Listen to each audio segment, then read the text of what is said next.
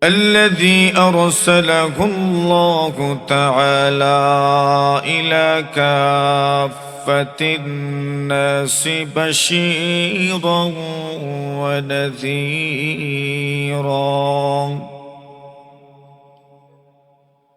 وداعيا إلى الله بإذنه وسراجا منيرا.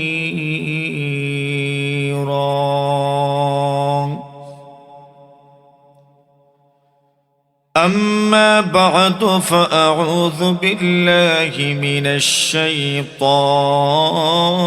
الرجيم.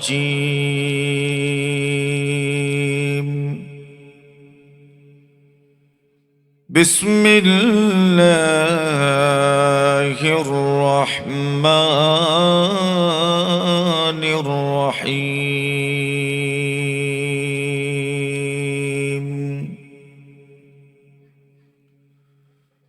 وابتغ فيما آتاك الله الدار الآخرة ولا تنس نصيبك من الدنيا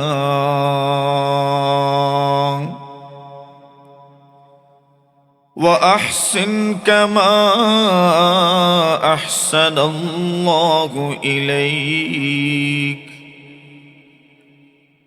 ولا تبغ الفساد في الأرض إن الله لا يحب المفسدين.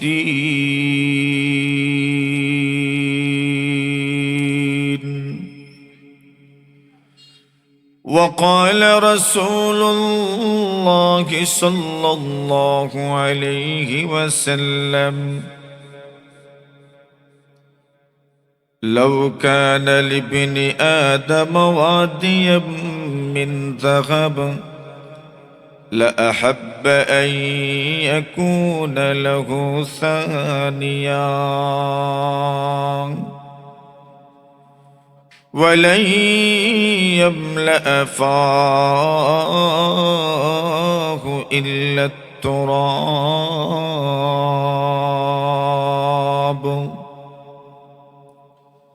أو كما قال عليه الصلاة والسلام.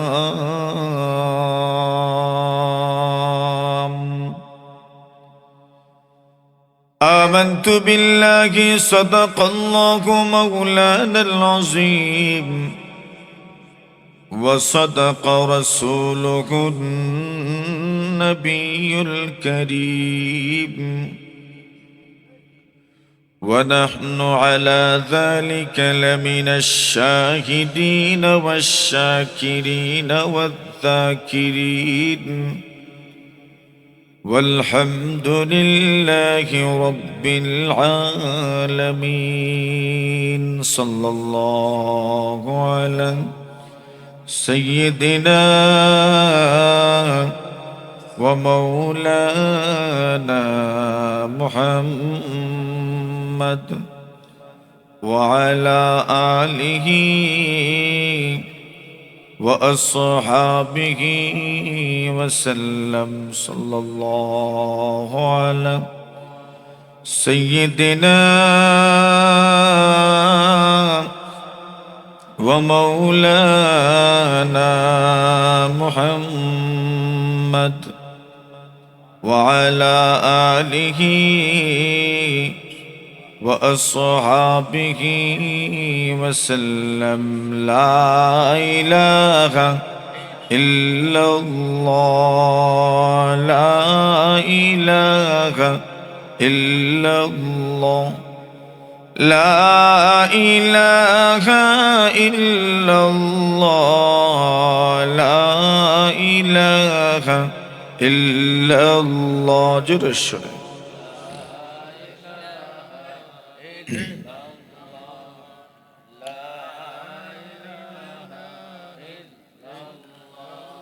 खाना काबा का मंजर ऐ खुदा दिखा मुझे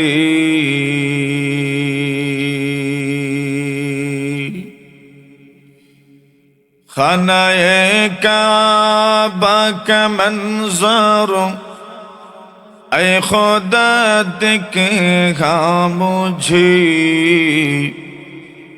मक्का व शहर मदीना देखने को दे मुझे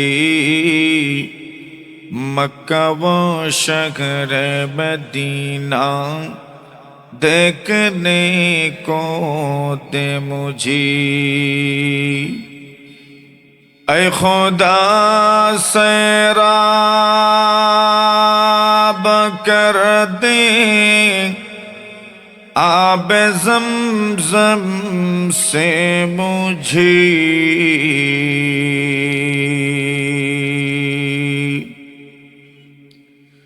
ऐ खुदा सैराब कर दे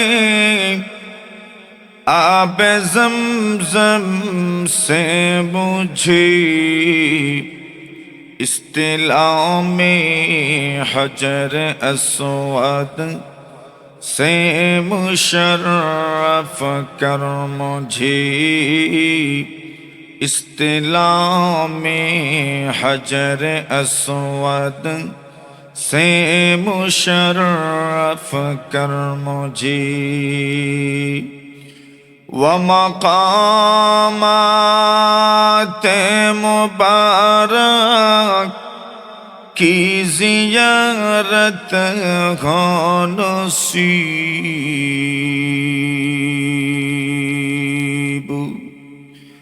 व मक़ामात मुबारक की ज़ियारत हो नसीब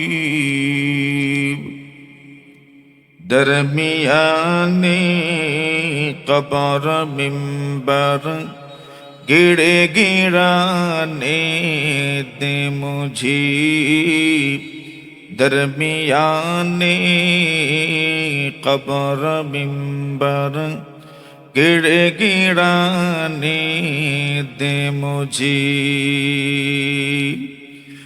हाथ उठावा दर पे तेरे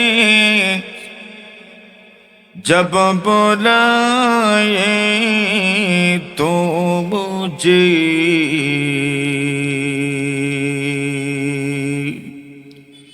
हाथ उठावा दर पे तेरे जब बुलाए तो मुझे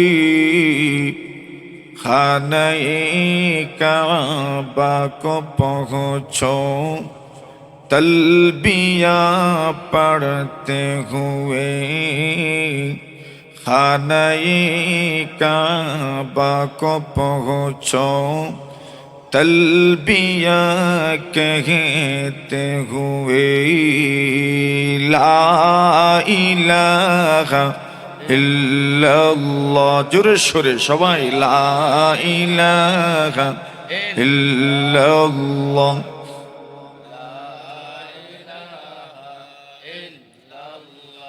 ला इलाहा इल्लल्लाह मुहम्मदुर রাসূলুল্লাহ। সফর যখন শুরু হয় এই সফর ধারাবাহিক চলতেই থাকে। আস্তে আস্তে আমরা দুনিয়া পর্যন্ত আসি। এটাও আমাদের সফরের হালতে যাত্রা বিরতির এক জায়গা। এখানে যে লাস্ট অফিস এমন না, বরং যাত্রা এবং সফর আরো রয়ে গেছে, ঠিক না বেটি? মানুষ তার মায়ের গর্ভে আসলেন, সেখানে 6 মাসের উপর থেকে 10 মাস 10 দিন পর্যন্ত যতদিনই থাকেন থাকলেন, দুনিয়াতে চলে আসলেন। কে কতদিন দুনিয়াতে থাকবেন আমরা কেউই জানি না, এটার কোনো নিশ্চয়তা নেই। না আছে? কত মানুষ, যুবক মানুষ মারা যাবে কল্পনাও করা যায় না। হঠাৎ তার মৃত্যুর সংবাদ মাইকের আওয়াজে শোনা যায়। এমন ঘটনা আছে না নাই? আচ্ছা, তো এই দুনিয়াতে কতদিন থাকবো তাও আমরা নিশ্চয়তার সাথে কেউ বলতে পারি না। যখনই চলে যাব দুনিয়া থেকে, দুনিয়ার জীবন শেষ হয়ে গেল। আমাদের জীবনের সবচেয়ে গুরুত্বপূর্ণ হয়ে গেছে এই 60-70 বছরের জিন্দেগি। কিন্তু এরপরে যে একটা জিন্দেগি আছে, যে জিন্দেগিকে বলা হয় পরকাল। ওই পরকালের তো শুরু আছে, কিন্তু কি নাই, শেষ নেই। মौत को समझा के गाफिल इख्तितामे जिंदगी दर हकीकत मौत के सुबह दवामे जिंदगी। মানুষ মনে করে মৃত্যু মানে মনে হয় জীবনের শেষ, হায়াতের শেষ। আল্লাহর বান্দা বলেন না না, মৃত্যু মানে হায়াতের শেষ নয়, বরং অনন্ত অসীম জীবনের শুরু মাত্র। সুবহানাল্লাহ, এটা বিশাল জীবন সামনে আসছে। এই জীবনটা শুরু হবে মৃত্যুর মাধ্যমে। মৃত্যু পরবর্তী জীবনের জন্য আপনার প্রস্তুতিটা কি? একদিন এক সাহাবী নবী আকরাম সাল্লাল্লাহু আলাইহি ওয়াসাল্লামের সামনে আসলেন। যুবক মানুষ আব্দুল্লাহ ইবনে উমর রাদিয়াল্লাহু তাআলা আনহুমা বলেন, কুন্না মান নবী সাল্লাল্লাহু আলাইহি ওয়াসাল্লাম, আমরা নবীজির সাথে বসা ছিলাম। ফাকামা ফাতাম মিনাল আনসার, একজন আনসারী যুবক দাঁড়ায় গেলেন। উনি মদিনার মানুষ। মদিনার মানুষদেরকে তো আনসারী মানুষ বলা হয়। যারা মক্কা থেকে হিজরত করে যারা এসেছেন, তাদেরকে যারা গড় দিয়েছেন, বাড়ি দিয়েছেন, জায়গা সম্পত্তি পর্যন্ত বন্টন করে দিয়েছেন। সুবহানাল্লাহ বলেন, এতটুকু সাহায্য করেছেন। আল্লাহ রাব্বুল আলামিন বলেন, আল্লাযীনা তাবাওয়াউদ দার ওয়াল ঈমান, যে মানুষগুলো মুমিন মুসলমানদেরকে ঠিকানা দিয়েছেন, যে মানুষগুলো ঈমানকেও ঠিকানা দিয়েছেন, যে মানুষগুলো দ্বীন ইসলামকে স্থান দিয়েছেন, যে মানুষগুলো ইলমকেও স্থান দিয়েছেন। এই জন্যই রাসূল বলেন, কিয়ামতের আগে যখন মানুষ আর দ্বীনের ইলম গ্রহণ করবে না, ওই সময় দ্বীনের ইলম আবার মদিনার দিকে ফিরে যাবে। সুবহানাল্লাহ, আর এখানে থাকবে না ইলম। ইন্নাদ দ্বীনা লা ইয়ারিজু ইলাল মাদিনা, আল্লাহ রাসূল বলেন দ্বীন মদিনার দিকে ফিরে যাবে। কেমন ভাবে মদিনার দিকে ফিরবে? আল্লাহ রাসূল বলেন, যেমন ভাবে একটা সাপ ঘর থেকে বের হয়, তার আহার সে বিভিন্ন স্থান থেকে খুঁজে নেয়। আহার যখন করে ফেলে, আদার যখন গ্রহণ করে নেয়, আল্লাহ রাসূল বলেন ওই সাপ যেমন তার গর্তের দিকে ফিরে যায়, দ্বীনে ইসলাম একটা সময় মদিনার দিকে ফিরে যাবে। ওই দ্বীন আর আপনাকে পাত্তাই দিবে না, ওই ইলিম আপনাকে পাত্তা দিবে না। ইলিম চলে যাবে তার সবচেয়ে নিরাপদ ঠিকানা মদিনাতুর রাসূলে। জুরে বলেন সুবহানাল্লাহ। কেন? এখান থেকেই তো ইলিমটা চতুর্দিকে বিস্তৃত হয়েছে। এখন এক আনসারী যুবক দাঁড়াইলেন, দাঁড়িয়ে রাসূলকে প্রশ্ন করলেন, ইয়া রাসূলুল্লাহ, ইয়া হাবিবাল্লাহ, আইয়ুল মুমিনিনা আকমাল, অগরবিজি সবচাইতে প্রিয় মুমিন, পরিপূর্ণ মুমিন, আল্লাহর কাছে প্রিয়, মানুষের কাছেও প্রিয়, পরিপূর্ণ মুমিন। যে মুমিনের মধ্যে সম্পূর্ণতা নাই, এমন পরিপূর্ণ মুমিনকে যদি একটু পরিচয় দিতেন। কি সুন্দর প্রশ্ন করেছেন। প্রশ্ন করনে বলা একজন যুবক মানুষ। যুবক প্রশ্ন করেছেন, ইয়া রাসূলুল্লাহ, সবচেয়ে পরিপূর্ণ মানুষটাকে, সবচেয়ে পরিপূর্ণ মুমিনকে? আল্লাহর হাবিব সাল্লাল্লাহু আলাইহি ওয়াসাল্লাম জবাব দিলেন, পরিপূর্ণ মুমিন, সবচেয়ে পাক্কা ঈমানদার হচ্ছেন যেই মুমিন সুন্দর চরিত্রবান, স্বভাব চরিত্র যার ভালো। আল্লাহ রাসূল বলছেন ওই মুমিন হচ্ছেন সবচেয়ে পরিপূর্ণ মুমিন। সুবহানাল্লাহ, যার স্বভাব ভালো। একজন যুবকের প্রশ্ন, আমাদের সমাজের যুবকরা প্রশ্ন করবে, হুজুর আমি এখন আমেরিকা যাইতে চাই, স্পেন যাইতে চাই, ফ্রান্স যাইতে চাই, অথবা দুনিয়ার কোথাও যাইতে চাই, ভুয়া সার্টিফিকেট যদি করি তো এটা ঠিক হবে কিনা? আর যদি ব্যাংক ব্যালেন্স আপনার ব্যাংক থেকে যদি দেখায় তো এটা জায়েজ হবে কিনা? সুদ দিলে জায়েজ হবে কিনা? এই প্রশ্ন করবে। আর উনি প্রশ্ন করছেন, ইয়া রাসূলুল্লাহ সবচেয়ে পরিপূর্ণ মুমিন কি, ওটা আমি জানতে চাই। রাসূলুল্লাহ সাল্লাল্লাহু আলাইহি ওয়াসাল্লাম জবাব দিলেন, পরিপূর্ণ মুমিনকে জানোনি? আহসানুকুম খুলুকা, যার চরিত্র সুন্দর, যার স্বভাব সুন্দর, ওই মুমিন হচ্ছেন সবচাইতে পরিপূর্ণ মুমিন। সুবহানাল্লাহ।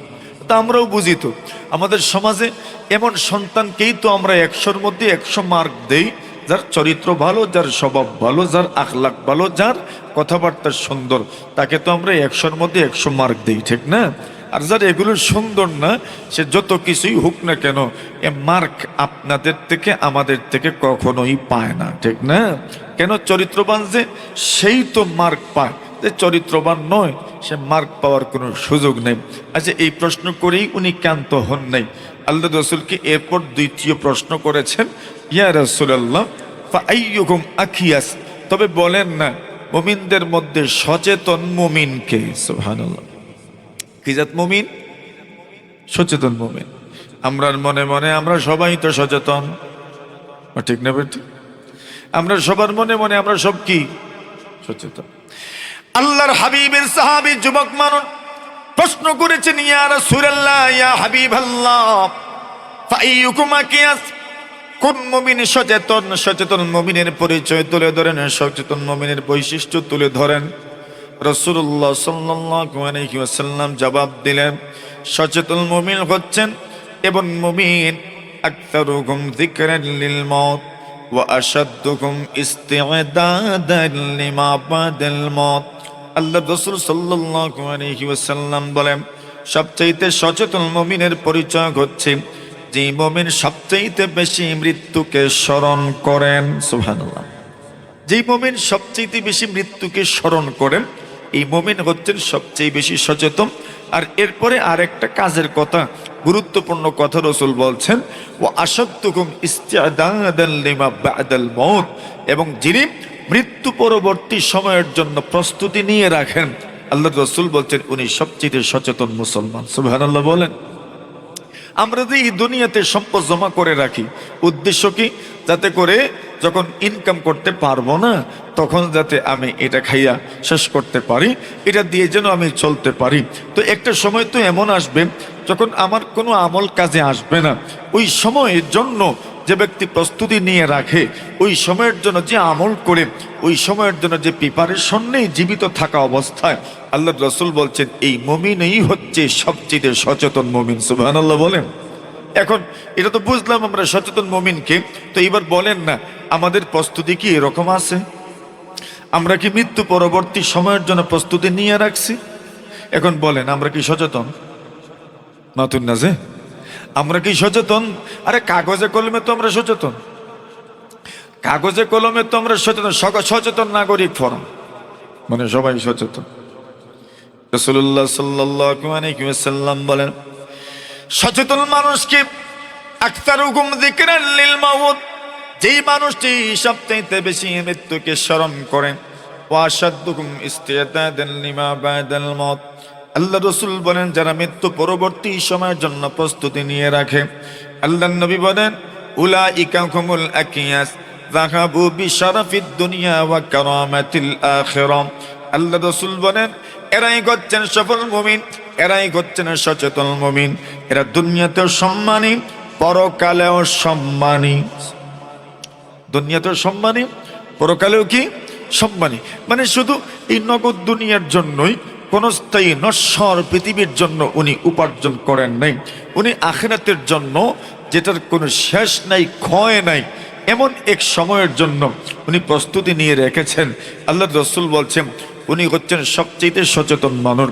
এখন আসেন এই কথাগুলো থেকে আমরা বুঝতে পারলাম আমাদের যে ধ্যান ধারণা বাস এই ৬০-৭০ বছরের জিন্দেগি নিয়ে, এটাতে আমরা খুব সঠিক অবস্থানে যে আছি বিষয়টা এরকম নয়, বরং আমাদেরকে আর একটু দূরের চিন্তা করার দরকার, ঠিক না বেঠিক? আল্লাহ তাআলা এমন কিছু কথা আমার তেলাওয়াতকৃত আয়াতগুলোর মধ্যে বর্ণনা করছেন, বলছেন। বাস্তব জীবনে কম শুনেন নাই, শুনতেই থাকবেন, আমাদেরও শুনছেন, সবসময়ই শুনেন। দিলের কান দিয়ে কিছু কথা তো আমাদের শোনার দরকার। কথা বলেন ঠিক না বেঠিক? আল্লাহ রাসূল সাল্লাল্লাহু আলাইহি ওয়াসাল্লাম বলেন, আল্লাহ পাক জানায়া দিচ্ছেন, যাকে জানায়া দিচ্ছেন, যাকে বলছেন, যাকে নসিহত করছেন, আল্লাহ তাআলা নিজে নসিহত করছেন, অথবা ইমানদারদের মাধ্যমে, অথবা নবী রাসূলদের মাধ্যমে আল্লাহ তাআলা তাকে নসিহত করছেন। নসিহত যাকে বিশেষভাবে করা হচ্ছে, উনি হচ্ছেন কারুন। কি নাম? কারুন নাম আমরা জানি না? এই নামের সাথে তো আমাদের একটা পরিচয় আছে। কারুন শব্দ বললেই মনে হয় এমন লোক যার সম্পদের অভাব নাই, কিন্তু আল্লাহর রাস্তায় দেয় না। আরে কতক্ষণ ঠিক না বেটি? এমন মানুষের নাম কি? কারণ এরকম আরো কয়েকজন গুন্ডা সান্ডা আছে, এদেরকে আমরা চিনি। কেউ হামান, কেউ ফেরাউন, এমন মানুষের চিনেননি আপনারা? কেউ আবু জেহাল, কেউ তো আবু লাহাব, এরকম উতবা সাহেবাম, আরো কত ধরনের আপনার বড় বড় গুন্ডা সান্ডারা আছে, যাদের নাম আমাদের মুখস্থ আছে, আপনাদেরও মুখস্থ আছে। এর মধ্যে কিছু নাম তো অতি প্রসিদ্ধ। সেই প্রসিদ্ধ নামগুলোর মধ্যে একটা নাম হইল কারুন, আর আরেকটা নাম হইল হামান, আরেকটা নামগুলো ফেরাউন। এই নামগুলো জানেননি আপনারা? রাসূলুল্লাহ সাল্লাল্লাহু আলাইহি ওয়াসাল্লাম ওই নামগুলো হাদিস শরীফের মধ্যে বর্ণনা করেছেন। আল্লাহ রাসূল সাল্লাল্লাহু আলাইহি ওয়াসাল্লাম বলেন, আল্লাহর কোনো বান্দা বান্দি যদি সুন্দরভাবে 5 ওয়াক্ত নামাজ আদায় করতে পারে, রাসূলুল্লাহ সাল্লাল্লাহু আলাইহি ওয়াসাল্লাম বলেন, ওই মানুষটা নবী রাসূলদের সঙ্গে তার হাসর হবে।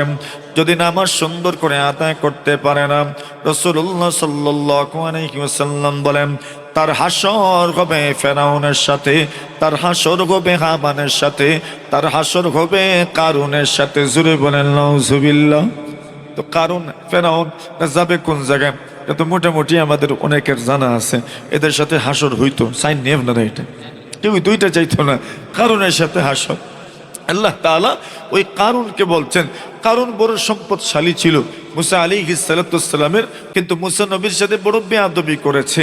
আল্লাহ নবী মুসা কালিমুল্লাহ, উনি মানুষকে যাকাতের কথা বলতেন, আর কারুন বলতো, দেখো মুসা নিজে খেয়ে বাঁচার জন্য যাকাতের কথা মানুষকে বলেন, নিজের পরিবার চালানোর জন্য মানুষকে বলে যাকাত দেওয়ার জন্য। আমাদের সমাজে যেরকম কিছু মানুষ আছে, মাদ্রাসা যদি চাঁদায় বের হন, এরা ভাবে মনে হয় হুজুররা নিজের ফ্যাট ভরার জন্য চান্দা করতে বাহিরিস। এর কথা বলে ঠিক না বেটিং? না না, এরা শুধু এদের পেট ভরার জন্য চাঁদা করতে বের হয় নাই, এই মানুষগুলো আল্লাহর দ্বীনের হেফাজতের জন্য চাঁদা করতে বের হয়েছে। কথা বলে ঠিক না? এরা যাদেরকে পড়ায়, তাদের সন্তানদেরকে কি পড়ায়? পড়ায় তো আমাদের সন্তানকে, পড়ায় তো আপনার সন্তানকে, পড়ায় তো আমার সন্তানকে। এই সমাজে যারা ইমাম সাহেব বা মুয়াজ্জিন সাহেব বা মাদ্রাসায় পড়ান, এরা আপনার আমার সন্তানকে মানুষ করতে করতে তাদের জীবনটা এক সময় শেষ হয়েই যায়। শেষ পর্যন্ত নিজের সন্তানদেরকে সময় দেওয়ার মতো আর কোনো সময় খুঁজে পায় না। কথা বলেন ঠিক না বেটি? আমি ওই দিন মানে এই চিন্তা তো অনেক সময় আসে, কিন্তু ওই দিন মানে খুব গভীরভাবে আমি বিষয়টা চিন্তা করলাম। মানে মুয়াজ্জিন সাহেব আমার সামনে আজান দিচ্ছেন, আর আমি মনে মনে ভাবছি, আহারে জীবন তো দেখো। আল্লাহর বান্দা 1 সপ্তাহ মসজিদে থাকেন বা 2 সপ্তাহ মসজিদে থাকেন, 2 সপ্তাহ পরে ছুটি মিলে 2 দিন বা 3 দিন, অথবা মাসের ছুটি মিলে 2 দিন বা 3 দিন। জীবনটা তো দেখো, মাসের 27টা দিন আপনার এলাকায়, আর 3টা দিন নিজের পরিবার, নিজের সন্তানদেরকে উনি সময় দিতে পারছেন। এভাবেই তো এক সময় আপনার এলাকার থেকে উনি যখন বৃদ্ধ হয়ে যাবেন, আপনার এলাকার থেকে ওনাকে বিদায় দিবেন। হয়তো আপনি রাজকীয় বিদায় দিবেনই, কিন্তু জীবনের যে মূল্যবান সময়টা উনি অতিবাহিত করে গেলেন আপনার এলাকায়, আপনার সন্তানদেরকে সময় দিয়ে গেলেন, আপনার নাতি নসাদেরকে সময় দিয়ে গেলেন, আপনার সন্তানদেরকে সময় দিয়ে গেলেন, এই সময়টা কি উনি ওনার সন্তানকে দিতে পেরেছেন? দিতে পারেন নাই। আমি খুব গভীরভাবে এই ব্যাপারটা অনেক চিন্তা করলাম। আচ্ছা দেখেন, ওই জীবনটা কেমন একটা জীবন, যেই জীবনটাই চলে গেল মানুষের পিছনে জীবনটাই আল্লাহর বান্দারা অতিবাহিত করে দিলেন শুধু অন্যের সন্তানদেরকে মানুষ করার জন্য। আর আপনি ভাবছেন মনে হয় উনি নিজের পেট পালার জন্য। গিয়ে দেখেন ওনার ঘরে হয়তো দান আপনার ঘরের চাইতেও বেশি আছে। আরে কথা বলেন ঠিক না বেটি? এমন মানুষও তো আছে সমাজে, এমন ওলামায়ে কেরাম তো আছেন, কিন্তু আমরা অনেকে কি মনে করি, আমরা মনে করি মনে হয় উনি নিজের পেট পালার জন্য এরকম করছেন। আলহামদুলিল্লাহ কিছু মানুষ তো এমন আছে, একটা টাকাও নিতে হবে না আপনার এখান থেকে পেট পালার জন্য, কিন্তু এই মানুষগুলো এরা আল্লাহর রাস্তার জন্য বের হয়ে যায় ঘর থেকে কিছু চাঁদা কালেকশন করে, কেন? আল্লাহর দিনকে বাঁচানোর জন্য। বলেন ঠিক না বেটি? আপনার মসজিদের ইমাম সাহেব উনি যে এত সুন্দর করে 50 টাকা করে আর 10 টাকা করেও সাদা করেন, আপনার মসজিদের উন্নয়নে উনার যে অবদান আছে, এই গ্রামে এত অবদান আর কার আছে বলেন? কিছু গ্রাম তো এমন, যে সকল গ্রামে একটা মসজিদের সার্বিক উন্নয়নে ইমাম সাহেবের যে অবদান, এই অবদান তো অনেক গ্রামে আর কারো নাই। হ্যাঁ ঠিক আছে, একজন ইমাম সাহেবের যে অবদান, এই অবদান তো অন্য কারো নাই। একজন ইমাম সাহেব নিজেকে শেষ করে দিচ্ছেন, একজন মুয়াজ্জিন সাহেব নিজেকে শেষ করে দিচ্ছেন, নিজের পরিবার পরিজনকে সময় দিতে পারছেন না, শুধু আমাকে গড়ার জন্য, আমাকে গঠন করার জন্য, আমাকে সময় দেওয়ার জন্য। এদের জন্য আল্লাহ দরবারে আমরা সকলে প্রাণ খুলে দোয়া করব, আল্লাহ তাদের ইলম আমল শানে মানে যেন বরকত দান করে। আর জানেন না তো, আর আপনি দোয়া করলেই কি আর না করলেই কি, আল্লাহ রাসূল তো বলছেন সালাসাতুন আলা কুসবানিল মিসকি ইয়াউমাল কিয়ামা, 3 ধরনের মানুষ তো এমন আছে যারা কিয়ামতের দিন মিশকের ঠিলার উপর দাঁড়াবে। জোরে বলেন, মিশকে আম্বরের টিলার উপর এরা দাঁড়ায় থাকবে। সালাসাতুন আলা কুসবানিল মিসকি ইয়াউমাল কিয়ামা, 1 নম্বর মান আম্মা কওমান ওয়া হুম বিহি রাদুন, এমন একজন ইমাম সাহেব যিনি ইমামত করেছেন, মুক্তিদার ওনার উপর সন্তুষ্ট ছিল, সুন্দরভাবে নামাজ আদায় করেছে। মুয়াজ্জিন, ওই মুয়াজ্জিন যাকে আপনি সব সময় ধমক দিতেন, ওই মুয়াজ্জিনকে আল্লাহ তাআলা কিয়ামতের দিন মিশকে আম্বরের স্তূপের উপর দাঁড় করায় রাখবেন, নিচে থাকবে মিশকে আম্বর। আচ্ছা, এত কিছু করলেন, আমি ওইদিকে যাচ্ছি না।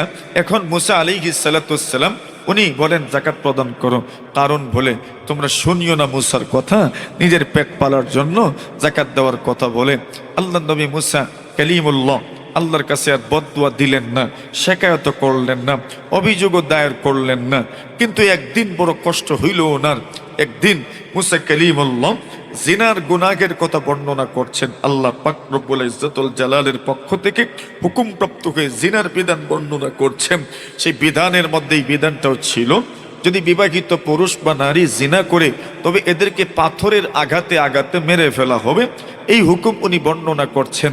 এর আগের থেকেই কারণ সুন্দর করে একটা ষড়যন্ত্র করে রেখেছে, একটা মহিলাকে ঘুষ দিয়ে টাকা পয়সা দিয়ে আগের থেকেই প্রস্তুত করে রাখছে, তুমি মুসা নবীর বিরুদ্ধে জিনার অপবাদ তুলবা। নাউজুবিল্লাহ বলে ওই মহিলা হঠাৎ করে দাঁড়ায় গেল, আর কারণ ওই সময় ডাক দিয়ে বলে, মুসা তুমি যে জিনার গুনাহের কথা বলছো, তুমিও যদি এমন গুনাহ করো তবে তোমাকেও কি এমন শাস্তি দেওয়া হবে?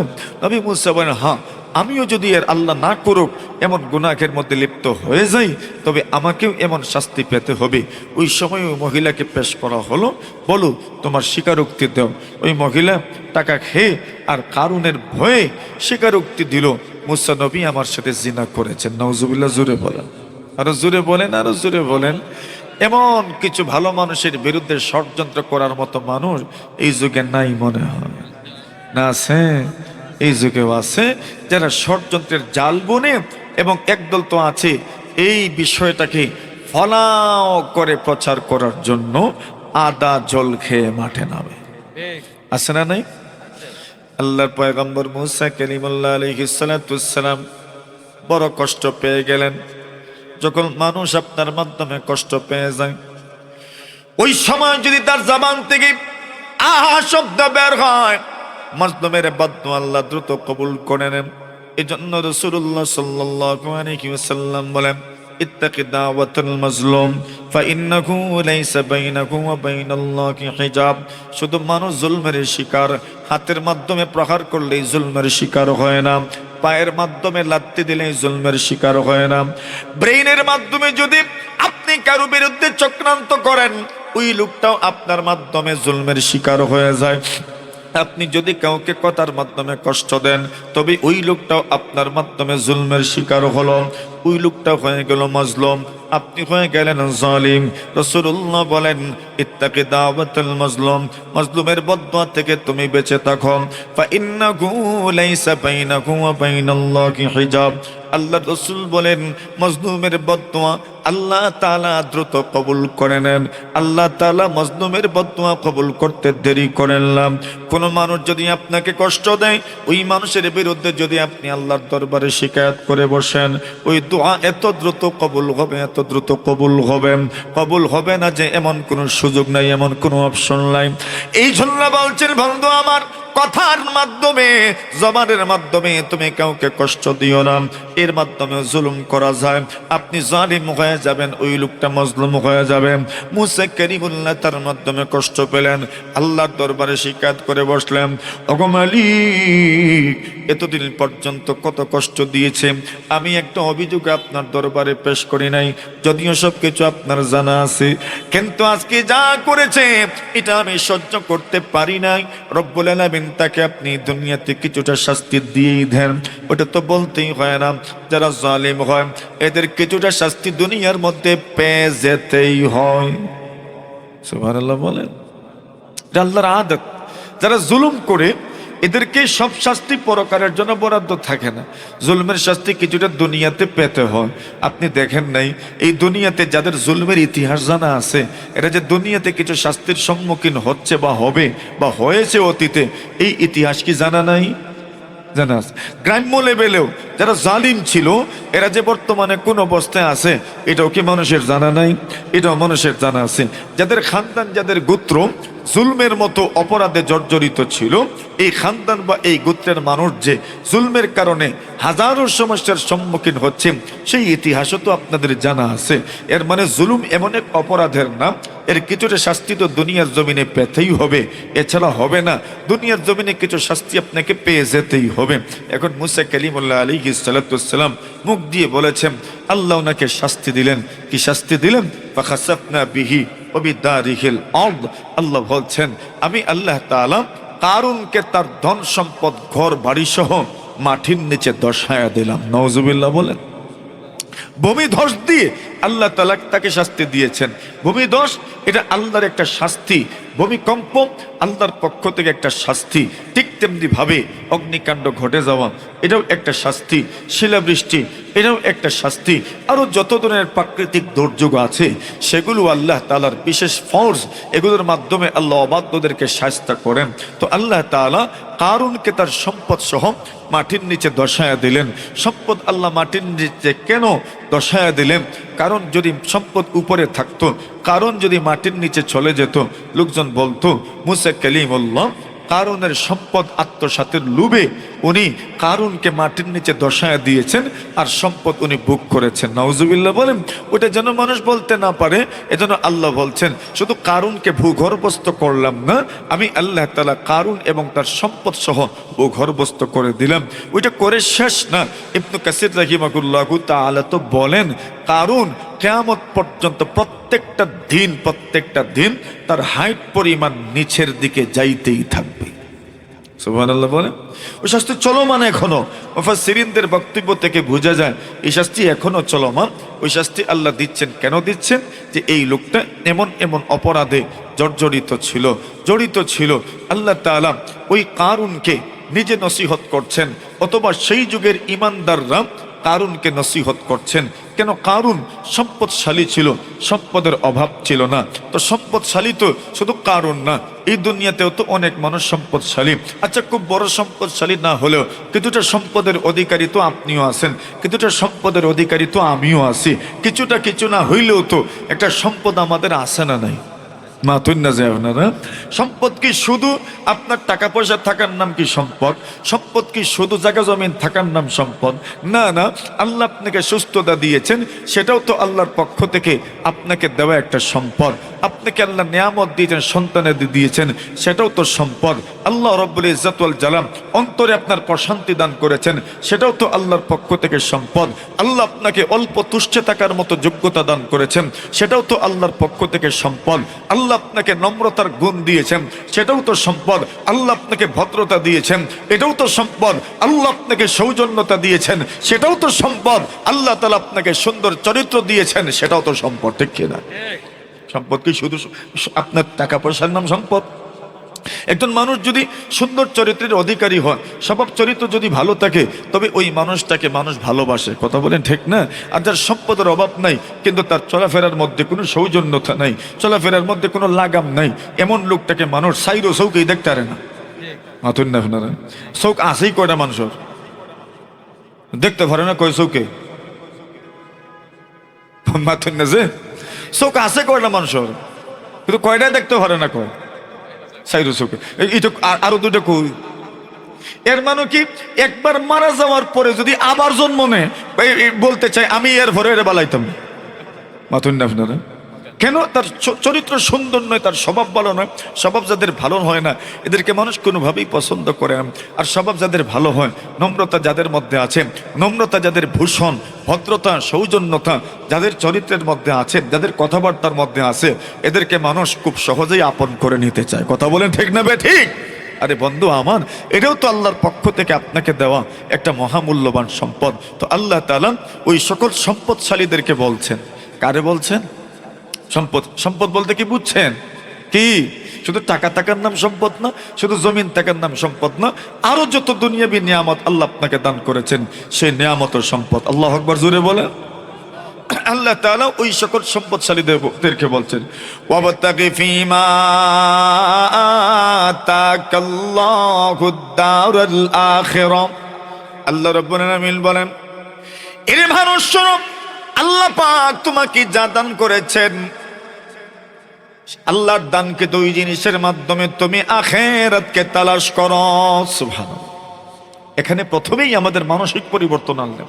ওয়াবতাগি ফীমা আতাকাল্লাহ, দিয়েছেন কে? বলেন বলেন, কে দিয়েছেন? আমরা যারা এখানে আছি, আমরা মনে করি আমার সম্পদ আমি অর্জন করেছি, আমার সম্পদ আমি উপার্জন করেছি। এটাই তো আমাদের মানসিকতা। মাতুন না আপনারা, আমার সম্পদ এটা আমার, আমি মনে করছি এটা আমিই করেছি, ক্রেডিট আমি নিচ্ছি, কৃতিত্ব আমি নিচ্ছি। আল্লাহ প্রথমে এটার পরিবর্তন করেছেন। ওয়াবতাগি ফীমা আতাকাল্লাহ, দিয়েছেন কে? দিয়েছেন কে? আল্লাহ বুঝাইলেন, তোমার কাছে যা আছে ওটার দানকারী কে? সম্পদ কে দিলেন? আল্লাহ দিলেন। এটা বুঝাচ্ছেন প্রথমে তুমি এই মানসিকতা রাখো, আল্লাহ আমাকে যা দিয়েছেন, যা উপার্জন করতে পেরেছি, ওই তৌফিক আল্লাহ কে দিয়েছেন?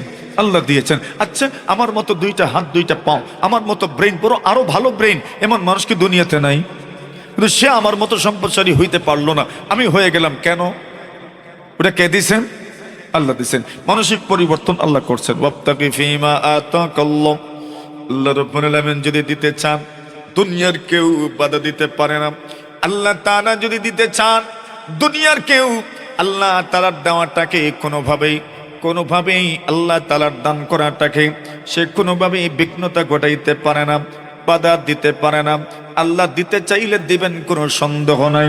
এই জন্য দুনিয়ার কোনো মানুষ যদি সম্পদশালী হয়, আপনি তার প্রতি হিংসা রাখবেন না, তার প্রতি বিদ্বেষ রাখবেন না।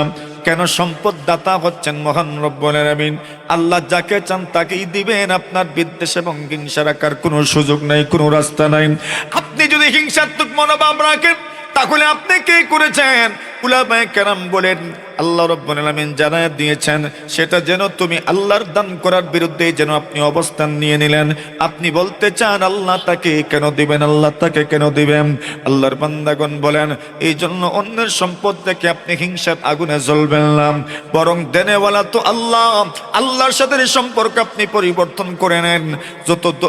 যতভাবে আপনি চেষ্টা করবেন মানুষকে ক্ষতি করার জন্য, ওই চেষ্টাটা যদি আল্লাহর সাথে সম্পর্ক পরিবর্তনের জন্য আপনি করতে পারেন, তবে আল্লাহ তাআলা এর চাইতেও বেশি হয়তো আপনার জন্য বরাদ্দ করতে পারেন, ঠিক কিনা? কিন্তু আপনি যতটা সময় অন্যের পিছনে ব্যয় করছেন এবং অন্যের অনিষ্টের জন্য আপনি যতটা সময় ব্যয় করছেন, অতটুকু সময় দিয়ে আল্লাহর কাছে যদি আপনি চাইতে পারতেন, তবে হয়তো বা আপনার অবস্থার আরো উন্নতি হয়ে যেত। ঠিক না বেঠিক? কথাটা বুঝাইতে পারছি আমি? দেন তো কে দেন? বন্টন হয় কোথার থেকে? আল্লাহ থেকে। ফাকনা বিমা কাসামাল মালিক ফাইন্নামা কাসামাল খালাইকা বাইনানা আল্লামুহা। তারাফা একজন অমুসলিম কবি বিক্রি বলছে, ফাকনা বিমা কাসামাল মালিক ফাইন্নামা, আল্লাহ তোমাকে যা দিয়েছেন এর উপর তুমি সন্তুষ্ট হয়ে যাও। কেন? কাসামাল খালাইকা বাইনানা আল্লামুহা, নিয়ামত বন্টন করেছেন কে? বলেন বলেন, কে বন্টন করেছেন? আল্লাহ কি জানেন না? কার ব্যাগে কি পরিমাণ রাখবেন কার জানা আছে, কার পকেটে কি পরিমাণ রাখবেন কার জানা আছে, আল্লাহর জানা আছে।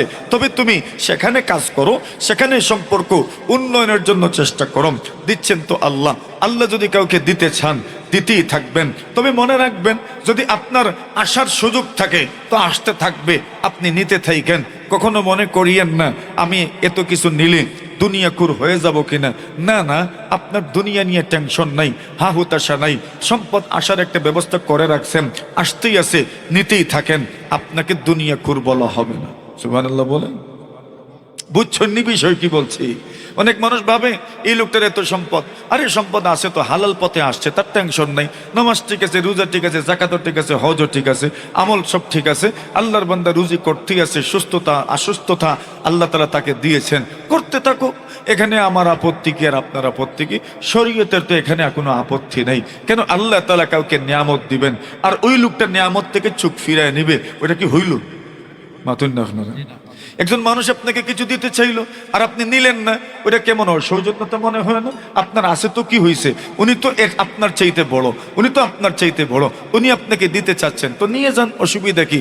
রাসূল আকরাম সাল্লাল্লাহু আলাইহি ওয়াসাল্লাম বলেন, বাইনামা আইয়ুব আলা নবিয়িনা আলাইহিস সালাতু ওয়াসসালাম ইয়াক্তাসিরু উরিয়ানা। আইয়ুব আলাইহিস সালাতু ওয়াসসালাম একদিন গোসল করছেন, আর গোসলরত অবস্থায় উনি তাকায়া দেখেন যে ওনার সামনে সোনার ফড়িং এসে পড়েছে। সুবহানাল্লাহ বলেন। কি জাত ফড়িং? কে জাত ফড়িং? ফড়িং চিনেন তো? আমাদের সমাজে আসে না নাই? ফড়িং কি জাত? সোনার। দেখছেন না কোনো? আচ্ছা, যদি সোনার একটা ফড়িং আমাদের হাতের নাগালে আসতো তো কি করতেন? আরে জোরে কোন ধরতেন? মানে যদি দেখেন যে কোনো মতে চলে যাওয়ার সম্ভাবনা আছে তো ঝাঁপ দিয়ে তার উপরেই পড়ে যেতেন। আমিও করতাম এরকম। শুনে তো এই এখন যে দাম শোনা, কথা বলেন ঠিক না? তো একটা সোনার ফড়িং, এতগুলো ফড়িং ঝাঁকে ঝাঁকে আইয়ুব আলাইহিস সালাতু ওয়াসসালামের সামনে এসে পড়েছে। আল্লাহর পয়গম্বর আইয়ুব আলাইহিস সালাতু ওয়াসসালামকে আল্লাহ পরওয়ারদিগারে আলম কত ধরনের তাকলিফ দিয়েছেন, কত ধরনের পরীক্ষা করেছেন। আল্লাহর হাবিব সাল্লাল্লাহু আলাইহি ওয়াসাল্লামকে আল্লাহ বলেন, আযকুর আবদানা আইয়ুব, ওগো নবীজি আমার বান্দা আইয়ুবের কথা আপনি স্মরণ করুন। আমি আল্লাহ তাআলা আইয়ুবকে কত কষ্ট দিয়েছি, পুরোটা শরীরের মধ্যে আমি আল্লাহ তাআলা বিভিন্ন রোগ দিয়েছি। রোগের কারণে পরিবার পরিজন পর্যন্ত ওনার কাছে থাকতে চায় নাই। শুধু থাকতে চায় নাই এমন নয়, স্ত্রী সন্তান অনেককে আমি আল্লাহ তাআলা মৃত্যু পর্যন্ত দিয়েছি। অনেক বাগানের মালিক ছিলেন, সবগুলো বাগান আমি আল্লাহ ধ্বংস করে দিয়েছি। অনেকগুলো চতুষ্পদ জন্তুর মালিক ছিলেন, সবগুলো চতুষ্পদ জন্তু আমি আল্লাহ পাক শেষ করে দিয়েছি। সবকিছুই ধ্বংস হয়ে গেছে, ওনার কোনো কিছুই নাই। আল্লাহ পরওয়ারদিগারে আলম বলেন, আমি রব্বুল আলামিন আমার আইয়ুবকে আবার নিয়ামত দিলাম, সবগুলো আবার ফিরায় দিলাম। যা আগে দিয়েছিলাম এর চাইতে বেশি আমি আল্লাহ আরো ফিরায় দিয়েছি। হাজার হাজার খাওয়ার, হাজার হাজার বাগানের মালিক উনি, হাজার হাজার হাওয়ারের মালিক উনি, হাজার হাজার লক্ষ লক্ষ চতুষ্পদ জন্তুর মালিক হচ্ছেন উনি। বাদশাহ ছোট বাদশাহ নয়, অনেক বড় বাদশাহী আল্লাহ উনাকে দান করেছেন। সম্পদের কোনো অভাব নাই। এত সম্পদ পাওয়ার পরে যখন দেখলেন ওনার সামনে সোনার ফড়িংগুলো উড়াউড়ি করেন, আইয়ুব আলাইহিস সালাতু ওয়াসসালাম ওই সোনার ফড়িংগুলো জাপটা দিলেন, ধরলেন আর দইরা ধইরা ওনার ব্যাগের ভিতরে ঢুকাইলেন। সুবহান। সম্পদ কি কম না? আল্লাহ তাআলা এত দিলেন, এত দিলেন, এত দিলেন, পরে সব নিয়ে গেছেন, আবার ফিরাইয়া দিয়েছেন সবকিছু। এত কিছু দেওয়ার পরে এরপরেও তো সোনার ফড়িংগুলো দেখা মাত্রই লোক তো আর সামলাইতে পারলেন না। ধরলেন জাপটা দিয়ে আর ব্যাগের ভিতরে ঢোকাইতেছেন। আল্লাহ তাআলা ডাক দিলেন, ও আইয়ুব। আল্লাহ রাব্বুল আলামিন বলেন, পয়গম্বর আমার, আমি আল্লাহ তো তোমাকে এর চাইতেও বেশি দান করেছি। সুবহানাল্লাহ। এর আইয়ুব, তুমি যে সোনার ফড়িংগুলো জাপটা দিয়ে ধরছো, এগুলোর চাইতে আরো হাজারো বেশি নিয়ামত আমি তোমাকে তো দান করেছি। আইয়ুব, তুমি আমার সোনার ফড়িংগুলো কেউ ছাড় দিলে না, এগুলোর লোভ তুমি সামলাইতে পারলে না। এরে আইয়ুব, এত সম্পদ দিলাম, কিন্তু সোনার ফড়িংগুলো তুমি তোমার ব্যাগের ভিতরে ঢোকা বাড়িতে নিয়ে যাওয়ার চেষ্টা করছো। তুমি কি এগুলো ছেড়ে দিলে পারতে না? সম্পদ তো দিতে আমি তোমাকে কম দেই নাই। সুবহানাল্লাহ বলেন। কি জবাব দিবেন বলেন?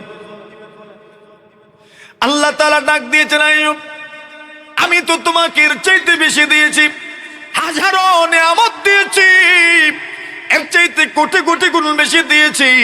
এরপরেও তুমি ওই সোনার ফড়িংগুলোর লোভ সামলাইতে পারলা না। আইয়ুব আলাইহিস সালাম সুন্দর একটা জবাব দিয়েছেন।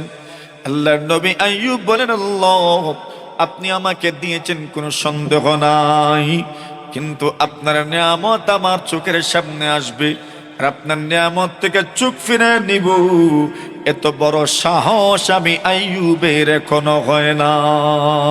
সুবহানাল্লাহ বলেন। ওয়ালাকিন লা গিনা বিআন বারাকাতিকা রব্বুল আলামিন। আল্লাহ, আপনি আমার সামনে আপনার নিয়ামত পাঠাবেন আর ওই নিয়ামত থেকে আমি চোখ ফিরে নিব, আমি আপনার নিয়ামত থেকে অমুখাপেক্ষিতা দেখাবো, এত বড় স্পর্ধা আমার এখনো হয় নাই। আমি তো হতাশ করছি না, কিন্তু আপনার দেওয়া নিয়ামত যখন আমি আমার চোখের মাধ্যমে দেখি, তখন আপনার নিয়ামতের সম্মানে, আমি আপনার সম্মানে, আপনার তাজিমে, আপনার আজমতে, আপনার নিয়ামতগুলো আমি আন্তরিকতার সাথে গ্রহণ করে নেই। কেন মনে মনে ভাবি এই নিয়ামত দাতা হচ্ছেন আমার আল্লাহ তাআলা, ঠিক কিনা? নিয়ামত তো দিয়েছেন আল্লাহ তাআলা।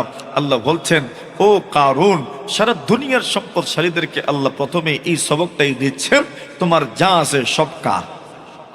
জোরে কোন রেব? যা আছে সব কার।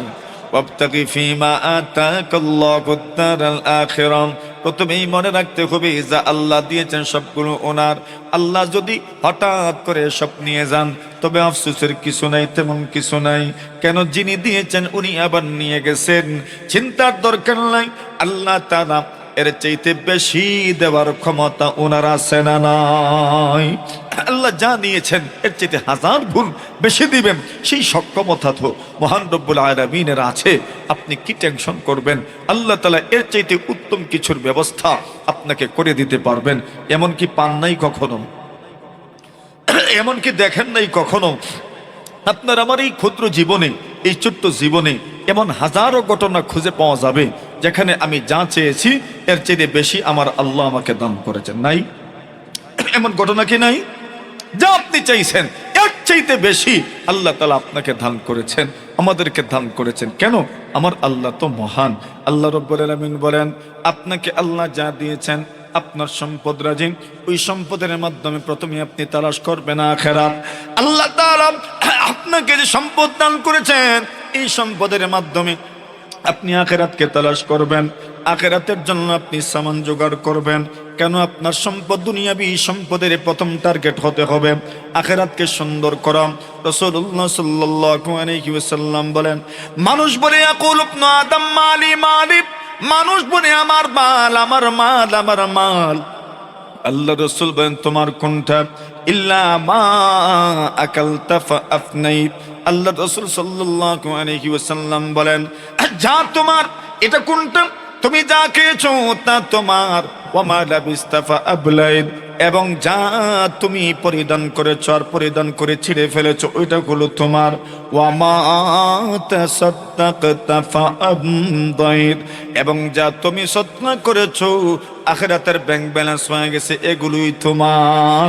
আল্লাহর রাসূল সাল্লাল্লাহু আলাইহি ওয়াসাল্লাম বলেন, এই মানসিকতা যদি রাখতে পারো, আল্লাহর হাবিব সাল্লাল্লাহু আলাইহি ওয়াসাল্লাম বলেন, তোমার সম্পদ তোমার জন্য মহান আল্লাহর নিয়ামত হয়ে যাবে। সুবহানাল্লাহ। এই দুনিয়াতে কত কিছু আছে, নেয়ামতের রূপে এগুলো অভিশাপ হয়ে আসে। আল্লাহর এক বান্দা একদিন প্রশ্ন করেছিল আল্লাহর এক ওলিকে যে সালানি বাদু ইখওয়ানি, আমার কিছু কিছু বন্ধু বান্ধব আত্মীয় স্বজন, আমার কিছু সাথী সঙ্গীরা আমাকে প্রশ্ন করেছিলেন যে আল্লাহ তাআলার নেয়ামত এগুলো কি বাস্তবিক নেয়ামত নাকি এগুলো কখনো কখনো অভিশাপ হয়? আল্লাহর বান্দা বলছেন, দেখো কিছু নিয়ামত তো এমন আছে, ওই নিয়ামত যদি তোমাকে সঠিক পথের প্রতীক বানায় তো এগুলো নিয়ামত, আর যদি সঠিক পথের প্রতীক বানায় না তবে এগুলো নিয়ামতের পরিবর্তে অভিশাপ হয়ে আমার সামনে আসবে। যেমন আমার সম্পদ আমার জন্য নিয়ামত কিনা, আমার সম্পদ যদি আমাকে সঠিক পথে রাখে সব সময় তো এটা আমার জন্য নিয়ামত, আর আমার সম্পদ যদি আমাকে গান বাজনা বাদ্যযন্ত্র থেকে শুরু করে ইয়াবা হিরণ মদপান থেকে শুরু করে আরো যত ধরনের অপকর্ম আছে, সমাজ বিধ্বংসী কাজকর্ম আছে, অনৈতিক কর্মকাণ্ড আছে, আমার সম্পদ যদি আমাকে ওই দিকে নিয়ে যায় তবে আমার ওই সম্পদ আমার জন্য নিয়ামত। কি বলেন? নিয়ামত নবিশাপ, কারণ আমার সম্পদ আমাকে ওই দিকে নিয়ে গেছে। ঠিক এমনি ভাবে একজন মানুষের সুস্থতা তার জন্য অনেক বড় নিয়ামত, কিন্তু ওই সুস্থতা যদি তাকে হারামের দিকে নিয়ে যায়, ওই সুস্থতা যদি তাকে সার্বক্ষণিক হারামের মধ্যে আপনার লিপ্ত রাখে, ওই সুস্থতা যদি তাকে সার্বক্ষণিক হারামের মধ্যে একদম সবসময় জড়ায় রাখে, তার সুস্থতার কারণে সে হারামের মধ্যে প্রতিনিয়ত সে জড়িয়ে যাচ্ছে, তাহলে তার সুস্থতা তার জন্য নিয়ামত নয়, তার সুস্থতা তার জন্য আযাবের কারণ। ঠিক না বেঠিক? এমন কত মানুষ আছে অসুস্থ হইলে গুনাহ করে না, সুস্থ হয়ে গেলেই আবার গুনাহের মধ্যে পতিত হয়ে যায়, আছে না নাই? তাহলে সুস্থতা তার জন্য নিয়ামত না অভিশাপ? অভিশাপ, অভিশাপ হয়ে আসছে সুস্থতা আপনার জন্য, যে আপনার সুস্থতাকে আপনি কাজে লাগাতে পারছেন না, আপনার সুস্থতা আপনাকে খারাপের দিকে নিয়ে যাচ্ছে। কই, আপনি সুস্থ হলে আর আমল তো করেন নাই, আপনি এখন পর্যন্ত আমল করছেন না। সুস্থ আছেন তো আমল করবেন, সুস্থ আছেন তো নামাজ পড়বেন, সুস্থ আছেন তো রোজা রাখবেন, কিন্তু আপনি সুস্থ থাকার পরে রোজা রাখছেন না, তো রোজা কোন দিন থাকার অপেক্ষা করছেন অসুস্থ হয়ে গেলে? মাতুন না যে আপনি সুস্থ থাকার পরেও নামাজে যাচ্ছেন না, তো কি নামাজের অপেক্ষা করছেন কোন সময় অসুস্থ হইলে পরে? আল্লাহ রাসূল বলছেন, ও ভাই তুমি কিসের অপেক্ষা করছো? বাদিরু বিল আমানি সাবা। আল্লাহ রাসূল বলছেন, সাতটা অবস্থা আসার আগে আগে তুমি আমলের ব্যাপারে ঝটপট আমল করতে থাকো। আল্লাহ রাসূল সেখানে প্রথমেই বলছেন, তুমি কিসের অপেক্ষা করছো? তুমি কি মৌতের অপেক্ষা করছো? তুমি জিন্দা আছো এরপরে আমল করছো না, তো কিসের অপেক্ষা করছো? মরলে আমল করতে তো করো না কেন? তো কি আপনি ভাবছেন আজকে মরবেন না আপনি, নাকি আপনার কাছে নির্দিষ্ট সময় সীমা আছে যে এরপরে আপনি মারা যাবেন? আল্লাহ রাসূল বলছেন, তো মৌতের আগে তুমি আমল করে নাও। এরপর বলছেন, তুমি যে এখনো আমল করছো না অথচ তুমি জোয়ান মানুষ, তবে কি তুমি বার্ধক্যের অপেক্ষা করছো যে বুড়া হয়ে গেলে আমল করবে? আচ্ছা বলেন, কিছু মানুষ এখন সুস্থ আছে, সিজদা করতে পারে, হাত পা হেঁটে আল্লাহর বান্দা মসজিদে যাইতে পারে, এমনও তো হতে পারে আপনার পা কেটে দেওয়া হতে পারে, আপনার হাত কেটে দেওয়া হতে পারে, আপনি দৃষ্টিশক্তি হারিয়ে ফেলতে পারেন, মসজিদে যাইতে নাও পারেন, এমন সময়ও আসতে পারে কিনা বল? আপনি কোনটার অপেক্ষা করছেন? ওই রোগের অপেক্ষা করছেন, নাকি আল্লাহ রাসূল বলেন, নাকি তুমি দাজ্জালের অপেক্ষা করছো? আমি দাজ্জাল, নাকি দাজ্জালের অপেক্ষা করছো? দাজ্জাল আসলে তোর আমল করতে পারবেই না, নাকি আবিসা, নাকি তুমি কিয়ামতের অপেক্ষা করছো? কই নেই। ও ভাই কথাগুলো বুঝতেছেন নি আমার? কিসের অপেক্ষা করছি আমি? আমি এখন পর্যন্ত মসজিদে যাই না, আমি এখন পর্যন্ত নামাজটা পড়ি না, আমি এখন পর্যন্ত ফরজ নামাজ আচ্ছা গড়েই হুক পড়লাম না, তো আমি কিসের অপেক্ষা করছি? ফরজ নামাজ আমি কাজা করলাম, তো আমি অপেক্ষা করছি কোন সময়ের? কোন দিন পড়বেন বলেন, একটা সীমা দেন আমাকে।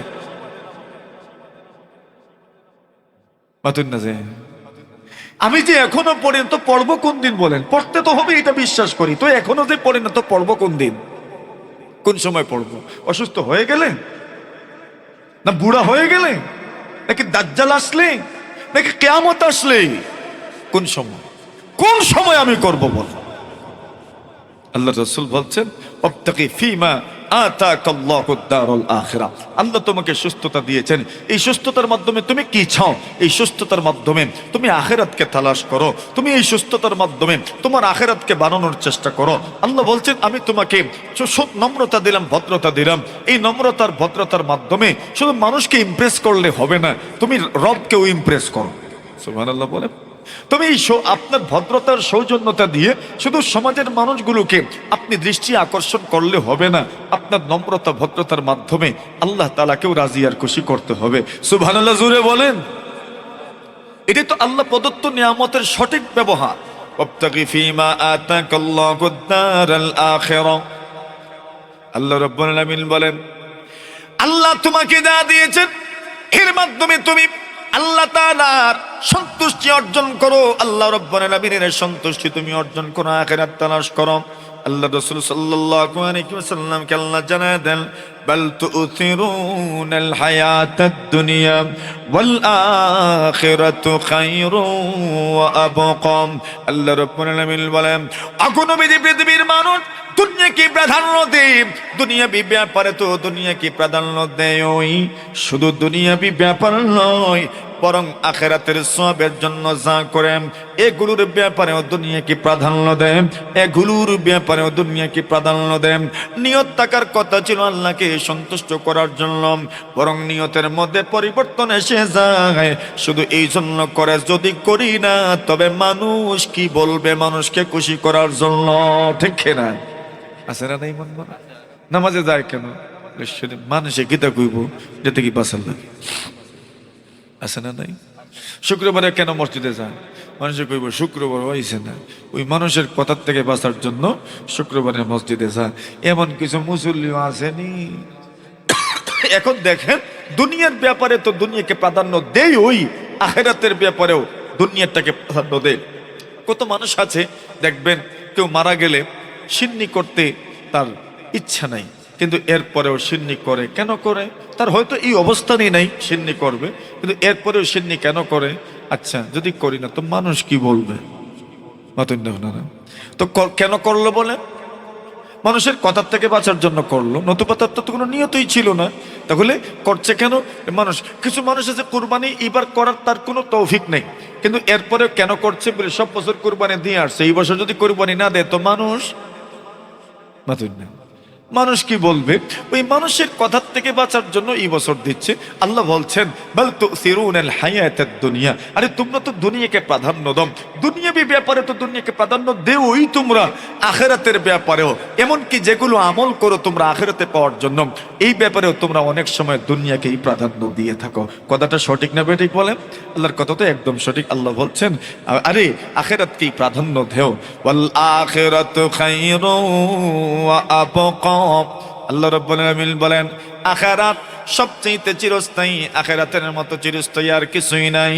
আখিরাত সবার চেয়ে উত্তম। রাসূলুল্লাহ সাল্লাল্লাহু আলাইহি ওয়াসাল্লাম বলেন, এই দুনিয়ার কোনো মূল্যায়ন রবের কাছে নাই। আল্লাহর রাসূল সাল্লাল্লাহু আলাইহি ওয়াসাল্লাম বলেন, লাউ কানাতিদ দুনিয়া তাদুনু ইনদাল্লাহি জানাহা বাউদাম মা সাকা কাফিরাম মিনহা শারবাতা মাইন। রাসূলুল্লাহ সাল্লাল্লাহু আলাইহি ওয়াসাল্লাম বলেন, এই পৃথিবী যদি আল্লাহ তাআলার কাছে যদি মশা এবং মাছের ডানার সমপরিমাণ হয়ে যেত, আচ্ছা মশাটাও তো খুব বড়, ছোট, তার ডানাটা আরো ছোট। রাসূল বলছেন, লাউ কানাতিদ দুনিয়া তাদিলু ইনদাল্লাহি জানাহা বাউদা। এই পৃথিবীটা যদি আল্লাহ তাআলার কাছে যদি মশা মাছের পরের সমান হয়ে যেত, ডানার সমান হয়ে যেত, এতটুকু মূল্যায়ন যদি আল্লাহ তাআলা দুনিয়াটাকে করতেন, মা সাকা কাফিরাম মিনহা শারবাতা মা।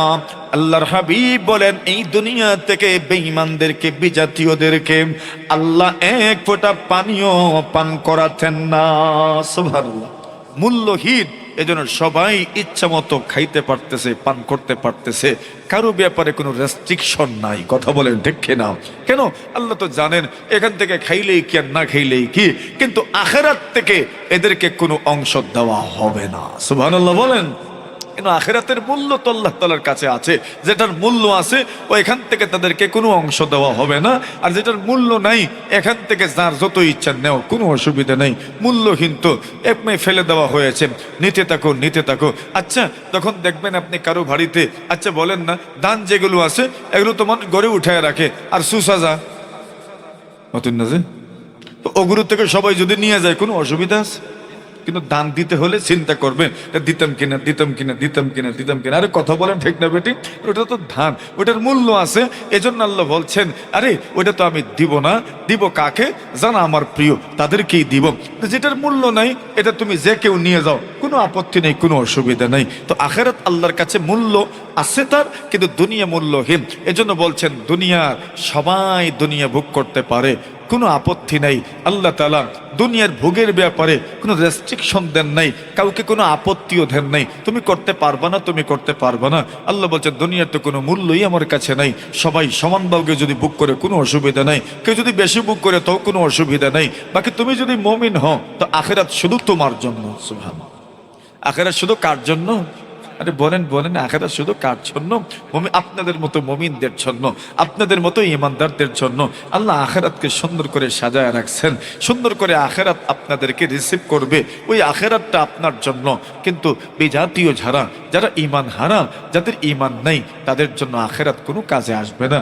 ওই দিন আল্লাহর শাস্তির সম্মুখীন হতেই হবে। তো প্রথম টার্গেট দিচ্ছেন আল্লাহ তাআলা। সম্পদ আল্লাহ যা দিয়েছেন, এই সম্পদটা আর্থিক সম্পদ হোক, অথবা স্থাবর অস্থাবর সম্পত্তি হোক, অথবা আল্লাহ তাআলা চারিত্রিক বৈশিষ্ট্যের দিক থেকে সম্পদ দিলেন। আপনাকে আল্লাহ ধৈর্য দিয়েছেন, এটাও আপনাকে আল্লাহ প্রদত্ত একটা সম্পদ আল্লাহ দিয়েছেন। আল্লাহ আপনাকে নম্রতা দিয়েছেন, এটাও আল্লাহর পক্ষ থেকে অনেক বড় একটা সম্পদ। আল্লাহ তাআলা আপনাকে সুস্থতা দিয়েছেন, আপনার পরিবার পরিজন এরাও সুস্থ, আপনার পরিবার পরিজন আপনার অধীনস্থ যারা আছে এরাও সুস্থ, এরাও ভালো মানুষ, এরাও সুপথের পথিক। এদের কারণে আপনি কখনো বিরক্ত হন না। বাজার দিয়ে হাঁটলে পরে এদের বিরুদ্ধে আপনাকে কেউ বিচার দেয় না। তখন মনে রাখবেন আপনার অধীনস্থ যদি এমন ভাবে চলাফেরা করে যাদের কারণে আপনি বিরক্ত হন না, যাদের কারণে আপনার ইজ্জত কমে না, যাদের কারণে আপনি প্রশ্নের সম্মুখীন হন না, তো এই অধীনস্থ আপনার জন্য আল্লাহর পক্ষ থেকে এক সম্পদ আর নেয়ামত। ঠিক কিনা?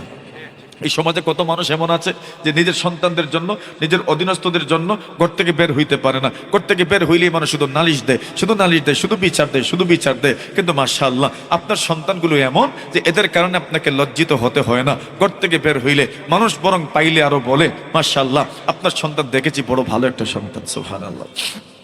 আপনার ভাই খুব ভালো মানুষ। তো এই কথাগুলো শোনার পরে আপনি মনে রাখেন এটাও আল্লাহ প্রদত্ত অনেক বড় একটা সম্পদ আল্লাহ আপনাকে দান করছেন। সুবহানাল্লাহ বলেন। আমার কথাগুলো বুঝতেছেন নি আপনারা? এটা আল্লাহর পক্ষ থেকে অনেক বড় একটা নিয়ামত, অনেক বড় একটা সম্পদ। তো এই সম্পদের মূল টার্গেট থাকবে দুনিয়া না আখিরাত। ওয়াবতাগি ফীমা আতাকাল্লাহুদ দারাল আখিরাহ ওয়া লা তানসা নাসীবাকা মিনাদ দুনিয়া। আল্লাহ রাব্বুল আলামিন বলেন, 2 নম্বর হুকুম দিলেন, ওয়ালা তানসা নাসীবাকা মিনাদ দুনিয়া। আল্লাহ রাব্বুল আলামিন বলেন, রে বান্দা আমার, আমি তোমাকে যত নিয়ামত দিয়েছি ওই নিয়ামত তুমি ভোগ করতে ভুলে যেও না। মনে মনে ভাবতে পারো আল্লাহ যেহেতু সম্পদ দিয়েছেন, মনে হয় সম্পদটা শুধু আখিরাতের জন্যই বরাদ্দ করে দিব। না না, আল্লাহ জানায় দিয়েছেন এই দুনিয়াতে চলতে গেলে যত কিছুর দরকার আল্লাহ তাআলা জানায় দিয়েছেন, সেগুলো তুমি কোন ধরনের সংকোচতা ছাড়া, কোন ধরনের কার্পণ্যতা ছাড়া তুমি ব্যয় করতে পারবা। জোরে বলেন সুবহানাল্লাহ। এটা তোমার অংশ, তোমার অংশ, তোমার অংশ। আল্লাহ আগে থেকেই তোমার জন্য এটা বরাদ্দ করে রেখেছেন। ওয়ালা তানসা নাসীবাকা মিনাদ দুনিয়া। এই দুনিয়ায় চলতে গেলে তোমার যা যা প্রয়োজন, তোমার যা যার প্রয়োজন আছে, যত কিছুর জরুরত আছে, যত কিছুর প্রয়োজন আছে, আল্লাহ রাব্বুল আলামিন বলছেন তুমি তোমার সম্পদ থেকে, আল্লাহ প্রদত্ত সম্পদ থেকে ব্যয় করো। জীবনে তুমি কার্পণ্য করবা না। তবে মনে রাখতে হবে কোনোদিন যেন অপচয় আর ইসরাফ না হয়ে যায়। সুবহানাল্লাহ। ইসরাফ হইতো না, তবে কার্পণ্য হইতো না। সুবহানাল্লাহ বলেন। কৃপণতা আল্লাহ পছন্দ করেন না, কৃপণতা আল্লাহ পছন্দ করেন না, কৃপণতা আল্লাহ পছন্দ করেন না। কত মানুষ বাড়িতে যখন খরচ নিয়ে যায় তখন সম্পদ আছে মাশাআল্লাহ তার, কিন্তু কৃপণতা করে। আল্লাহ রাসূল বলছেন এটা আল্লাহর কাছে পছন্দনীয় নয়। তুমি যে সম্পদ, তুমি যে খরচ করছো, পরিবারের জন্য ব্যাগ ভর্তি খরচ আর বাজার নিয়ে বাড়িতে যাচ্ছ, মনে মনে ভাবছো আহারে যত ইনকাম করলাম ব্যাগের ভিতরেই শেষ। মাতুন না না, ব্যাগের ভিতরেই শেষ। আরে টেনশন করিস না ভাই, তুমি যে খরচ নিয়ে বাড়িতে যাও, আল্লাহ রসুল বলছেন নিজের পরিবার পরিজনের জন্য খরচ করা এটা সর্বোত্তম খরচ আর সর্বোত্তম ব্যয়। জোরে বলেন সুবহানাল্লাহ। এর চাইতে উত্তম কোনো ব্যয় হইতে পারে না, এটা সর্বোত্তম ব্যয় আর সর্বোত্তম খরচ। তো আল্লাহ বলছেন ওয়ালা তানসা নাসীবাকা মিনাদ দুনিয়া, আল্লাহ তাআলা এই দুনিয়ার আপনাকে যত সম্পদ দিয়েছেন এই সম্পদটাকে তুমি দুনিয়াতেও কাজে লাগাও।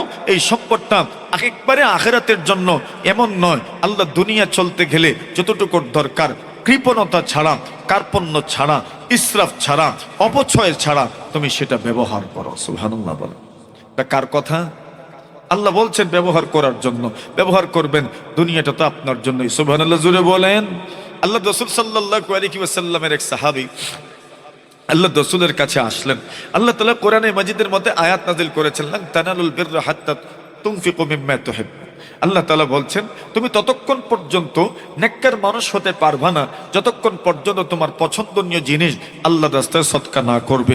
রাসূল করিম সাল্লাল্লাহু আলাইহি ওয়াসাল্লামের সাহাবী সাআদ রাদিয়াল্লাহু তাআলা আনহু আল্লাহর রাসূলের কাছে গেলেন আর বললেন, ইয়া রাসূলুল্লাহ, আমার কাছে সবচেয়ে উত্তম সম্পদ হইল বাইরুহা নামে একটা আপনার বাগান আছে, কুয়া আছে।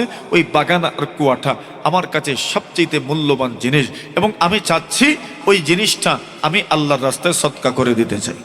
সুবহানাল্লাহ বলেন।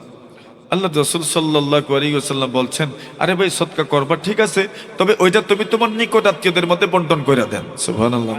নিকট আত্মীয়দের মধ্যে বন্টন করে দেন। আচ্ছা, আরেক সাহাবী রাসূল আকরাম সাল্লাল্লাহু আলাইহি ওয়াসাল্লামের কাছে গেলেন আর গিয়ে বললেন, ইয়া রাসূলুল্লাহ, আমার তো এক মেয়েই আছে। কয়জন? এক মেয়েই আছে আমার। এখন আমার একজন মাত্র মেয়ে, আমি যখন মারা যাব তখন আমার মেয়ের তেমন সম্পদের দরকার নাই। মাশাআল্লাহ, মোটামুটি এমন একটা ফ্যামিলিতে বিয়ে দিছি যাদের টাকা পয়সার অভাব নেই। মাতুন না রে বউ, এমন ফ্যামিলিতে বিয়ে দিতে পারলে খুশি না বেজার? তো বলছেন মাশাআল্লাহ, এমন একটা ফ্যামিলিতে বিয়ে দিছি এদের টাকা পয়সার অভাব নেই, এরা খেয়ে দিয়ে চলতে পারবে।